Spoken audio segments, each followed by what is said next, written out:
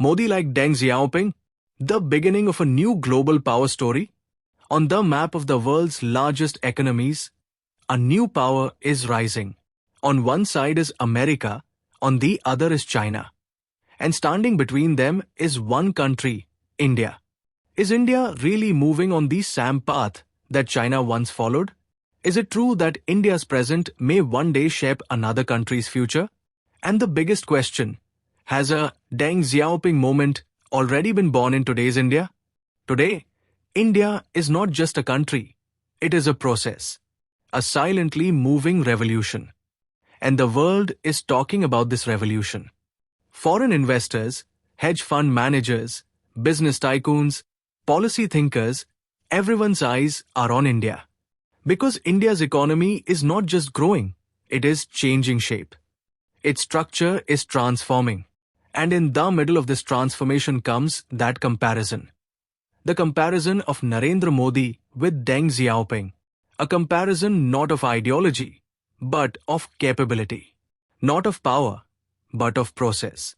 Not of noise, but of impact. So the question is, who was Deng Xiaoping? He was the person who took China out of a closed room and placed it confidently before the world. He was the one who said, whether the cat is black or white, if it catches mice, it is the right one. Meaning, results matter more than ideology. He brought reforms to China, opened the doors to a market economy, gave manufacturing an identity, built infrastructure as the backbone, and turned discipline into a culture. And then China became unstoppable for 3 decades. So the question today is India doing the same thing? Highways, expressways, ports, airports, the push toward bullet trains, logistics corridors, industrial parks, digital public infrastructure. These are not just projects, they are a vision. A young villager holding a smartphone, a grandmother making transactions through UPI, freelancers working for global clients while sitting in villages, small shopkeepers maintaining digital ledgers, government subsidies going directly into bank accounts. These are not just updates, they are transformation. Today, India's economy is not just about services. It is rapidly pivoting toward manufacturing as well. Make in India is not just a slogan, it is an industrial repositioning. Defense manufacturing, semiconductor ambitions, electronics production, the push toward renewable energy, the EV ecosystem, India is systematically building capability. Just as China once filled the world with products from its factories, India is preparing to become the world's trusted production engine in the future. But there's another side to this story. Deng Xiaoping's China didn't just change its economy, it changed people's confidence. China sent a signal, we are ready to move forward. India is doing the same. The tone on the global stage has changed. Earlier, we used to say, give us a chance. Now we say, we will create the chance. Earlier we said, we are a developing nation. Now we say, we are an emerging superpower. But is economic growth alone enough to become a global power? Here comes that thoughtful pause. Power is not gained by money alone. Power comes from capability, from institutions, from stability, from strategy, and most importantly, from clarity. Deng Xiaoping did not just make China richer, he made it organized, disciplined, strategically fearless. India must do the same, convert economic success into geopolitical strength. Today's world has become a different kind of battlefield. Wars are no longer fought only with tanks and missiles. Battles now take place in technology, in trade, in digital currency, in supply chains, in data, in influence, in campaigns running on the internet. From rare earth minerals to silicon chips, everything has become a weapon on this battlefield. And here, it is not the rule followers who win, but the rule makers. In this world, you don't just need GDP, you need grip. Not just growth, but game control. India's growth story is inspiring. But for global leadership, an economy alone is not enough. For that, You need a strong military posture, credible diplomacy, resilient institutions, a united social fabric, strategic patience, and long-term continuity. Deng Xiaoping prepared China for a marathon, not a sprint. Today, India seems to be standing at the starting point of a similar marathon.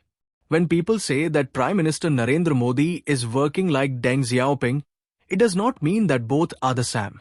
Their countries are different, their eras are different, their systems are different. But the similarity lies in execution power, in the courage to push structural reforms, in having a long vision, in seeing the big picture and continuously working in that direction, in prioritizing infrastructure, in simplifying systems, and most importantly, in breaking the status quo. The level of digital infrastructure that has been built in India today has become a role model for the world. Financial inclusion is no longer an experiment. It has become a massive success. Roads are no longer just for travel. They are becoming economic arteries. Basic infrastructure like electricity, water, housing, and toilets is increasing the dignity of rural India. Efforts to reduce logistics costs are laying the foundation for future manufacturing competitiveness. All of this is long-term nation building, not headline politics. But the frame of the picture is complete only when the challenges are also visible. Many questions still stand before India. The population is huge, and the need for jobs is even bigger. There is always a fear of inequality. The rural and urban divide still exists. Healthcare and education need to be strengthened further. Bureaucratic inertia is a challenge for every system. Political polarization is also a reality. Reforms are never easy, they bring pain, and they also face resistance. And then comes the global environment. The world today is in one of its most unstable phases. Cold War-style tensions have returned. But this time the battlefield is smarter and more invisible. America wants to maintain its position. China wants to expand its power. Europe is struggling with internal challenges. The Middle East is unpredictable. Russia is defining its own equations. In such a time, India must not just grow, it must grow wisely. Friendships must be built thoughtfully, rivalries dealt with through calculation. Neutrality must be intelligent, not confused. This is where leadership is tested. Deng Xiaoping presented a clear vision before China. Development first, ideology later. He put China on a path where the economy became national pride. India too needs a crystal clear motto for the coming decade. Do we only want to become the fastest growing economy? Or the most dependable one? Do we only want to become strong for ourselves? Or also provide stability to the world? Another big question is, can India maintain continuity in its reforms? The model Deng Xiaoping created was followed by China for decades. The policy direction did not change. Long-term vision lies in consistency. In India, leadership changes and priorities change. This is a major challenge area. If the current momentum convert into continuity, India will not just remain a growing economy. It can become a shaping power. Today, when you look down from a city flyover, you see a new India, a young India, an aspirational India, a confident India. This generation does not compromise. It wants to compete with the world, not copy it. It doesn't just want to survive, it wants to succeed. And this is the country's greatest strength. Deng Xiaoping gave China confidence.